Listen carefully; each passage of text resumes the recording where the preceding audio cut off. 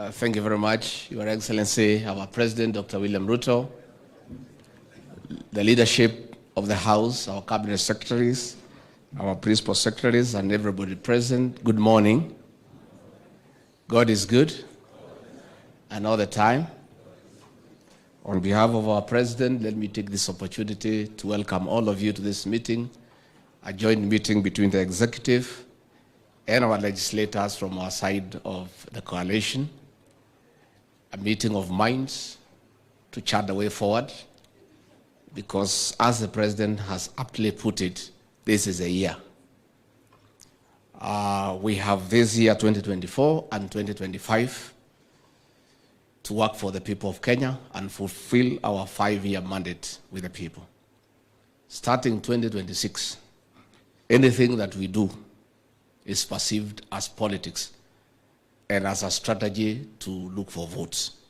So this great meeting that the President convened and insisted that we need to engage with our leaders in both houses so that we are all speaking the same language. Your Excellency, let me thank you once more for always having time to engage with elected leaders. It is your philosophy that elected leaders are very important, and you cannot get far without their input. And that is why when the executive retreat was convened, you insisted that the legislature should be here so that we discuss and not talk in the same language. Before I invite the President, I just had two things that I wanted to say. One, I want to thank our members in both houses for the support and the commitment in making sure that our legislative agenda carries the day in Parliament. And I want to say that we'll continue to engage all the time so that we are all looking at things the same way, because we serve the people of Kenya and we all belong to the same administration. Secondly, I want to ask our Cabinet Secretaries and Principal Secretaries to replicate what the President and I do when we are going out there. Anytime the President is going to a county, the planning is done together with elected leaders, especially from this side of the people who support the government.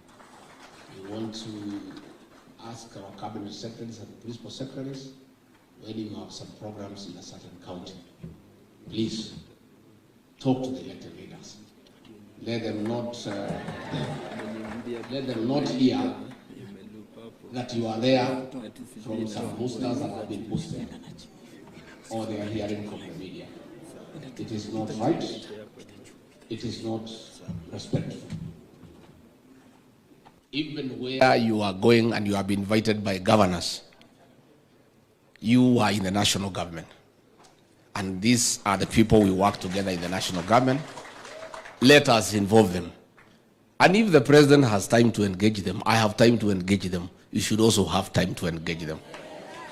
And I also want to plead with our CSs and our PSs, don't relegate consultation of elected leaders to your personal assistants. Do it personally, because we do so ourselves. When we are going out, the President creates a day to engage with leaders from that region, understand the issues, agree on the program, and everything is very seamless. I do the same. So let us from here have time to talk to elected leaders, because it is the right thing to do.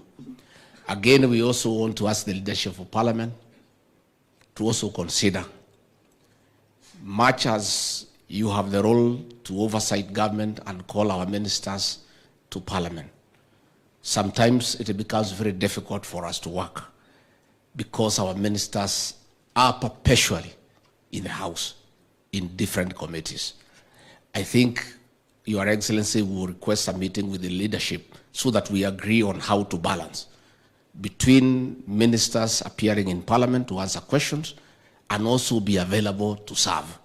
Because sometimes even we have cabinet committees, we are not able to prosecute our agenda because ministers are in out of Parliament. But I believe with some engagement with the leadership, we can agree on an acceptable way, where we allow ministers to function at the same time they appear before Parliament. Finally, on the National Government Constituency Development Fund, our members, you know for sure, and it's not a secret, that our courts wanted to do away with this fund. But our president, having been a member of Parliament, appreciating the importance of that fund, in his magnanimity, fought very hard to ensure that this fund stays. And it was the right decision, because this fund is a fund that is felt. Because one, is only 6% that goes to recurrent. Everything else goes to development. So when the government, led by our president, has a few challenges in terms of availability of exchequer because of the challenges of revenue collection, we also want to ask our members, likewise, to extend the same magnanimity when the Parliament is taking a decision on how to react when money is not available on time.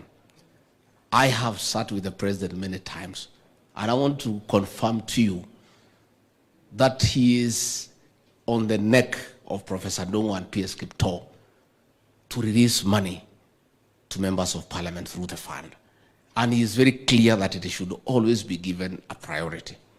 So some of us who sit with him making those decisions, when we see you joining the other side of the House in a way that is a bit demoralizing, we feel a little bit low. So I want to ask you kindly to be magnanimous, to appreciate the challenges that we face as a country, and to know that the president from where he sits is your number one supporter in terms of having funds to implement your mandate. I think with that understanding, it will help the situation as we move on. Finally, before I call you, Your Excellency, to address these great people, let me ask everybody here, the executive and the legislature, let us focus on helping the president to succeed. I am persuaded from where I sit that that is the most important thing in the next 2 years. Those of us who campaigned for President William Ruto give the people of Kenya hope and assurance that you transform this country and their lives. We therefore have a duty to make sure that President William Ruto and his administration must succeed. Let us spend time and focus in activities and programs to make sure that the president honors his mandate with the people of Kenya. Other things can wait for 2026, but 2024, 2025, we must all be united and must focus to do whatever it takes to make sure that the president delivers to the people of Kenya.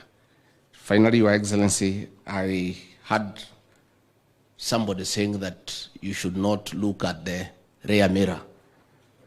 I want to encourage you to continue looking at the rear mirror, because the inventor of the motor vehicle was not mad by putting the rear mirror.